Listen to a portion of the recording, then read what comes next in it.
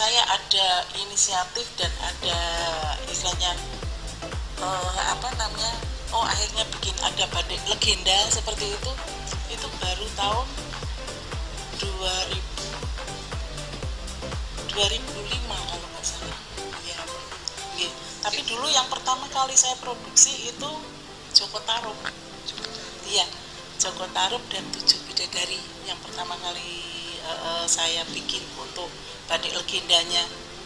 Itu saya beri judul Bangkitnya Majapahit. Itu lahirnya Raden Wijaya, dari lahirnya dapat pendidikan,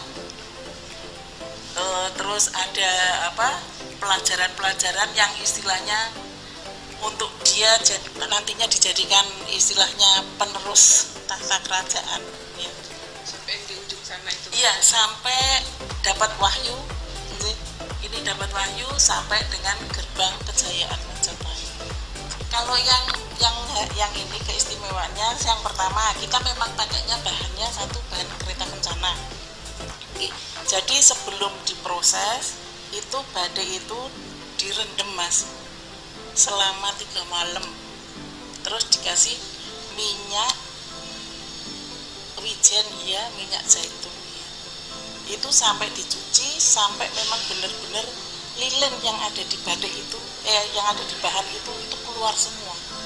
Dan itu di batiknya pakai canting yang nomor 0.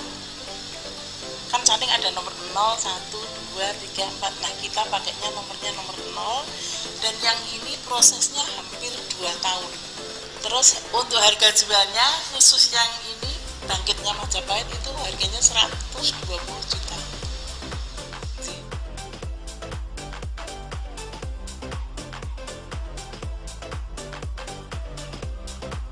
Karena dulu sebelum kami terjun ke batik, saya terjun ke tambak udang. Dari tambak udang ini ya yang namanya coba-coba ya, tadinya menghasilkan, tapi karena sesuatu hal yang namanya udang itu ikut tambak udang itu kayak kita sama anak gitu. Jadi memang harus perhatian banget. Kurang perhatian beda hasilnya. Dari modal sekian puluh juta kita cuman kembali ke saya bersih itu cuma 200.000 gitu. Dari modal sebesar dari modal sebesar itu. Akhirnya dari 200.000 itu tadi saya berikan ke kain. Iya, ke kain itu. Jadi ibu saya dulu, kalau kamu memang mau usaha jangan yang ada nyawanya. Jadi apa ke kain, apa ke apa, tapi satu jangan ada yang ada nyawanya gitu. Akhirnya saya berpikiran untuk bikin batik. Kebetulan karena sedikit-sedikit bisa gambar, bisa mewarna, jadi itu saya tuangkan sebagai hobi. Saya membuat batik itu untuk satu motif itu paling 2 potong, maksimal 3 potong ya. Jadi kalau biasanya orang kan nggak mau tuh mak dikembarin gitu loh.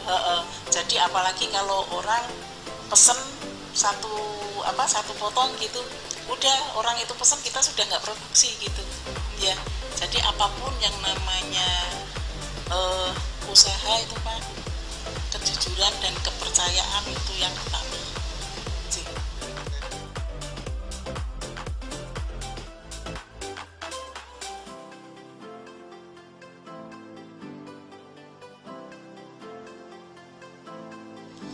Saya pertama kali kenal Pegadaian itu saya datang ke Pegadaian Pekalongan. Oke, waktu itu memang saya lagi kayak emas gitu loh, menggadaikan emas. Terus saya tanya-tanya, ibu gimana caranya jadi mitra binaannya Pegadaian? Saya mohon penjelasan, barangkali dari sini karena saya produknya di Pekalongan, saya ini di Pegadaian Pekalongan. Tapi waktu itu dijelaskan, ibu saya kasih alamat, saya kasih namanya langsung ke wilayah, bilangnya wilayah di Jalan Ki Mangun Sarkoro. Kebetulan karena saya di Semarang gitu, jadi kan lebih dekat. Akhirnya saya datang ke Mangun Sarkoro. Nah, saya konsultasi sama Pak Joko, terus Pak Jokonya, ibu udah punya TD PDI, surat izin usaha, izin ini. Saya kebetulan saya udah punya semua gitu. Jadi waktu itu memang saya diajak ngomong-ngomong, istilahnya proses sendiri, apa sendiri, iya oke. Akhirnya memang saya diberi pinjaman ya, diberi pinjaman, akhirnya kami jadi mitra binaan Pegadaian.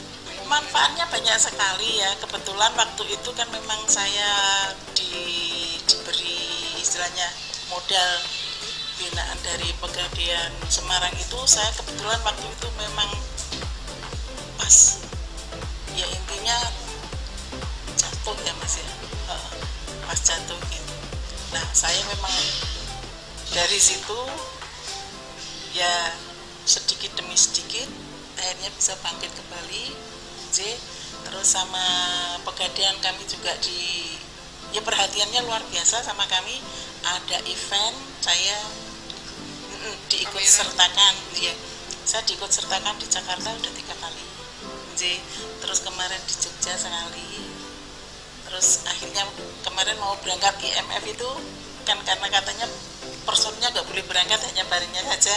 Akhirnya barangnya saja yang berangkat ke sana, batiknya saja, tapi kitanya nggak boleh berangkat. Jadi luar biasa pokoknya saya untuk Pegadaian. Bantuan model iya, dipromosikan iya, luar biasa saya bilang tadi untuk Pegadaian. Istilahnya dengan mitra binaan itu perhatian sekali gitu.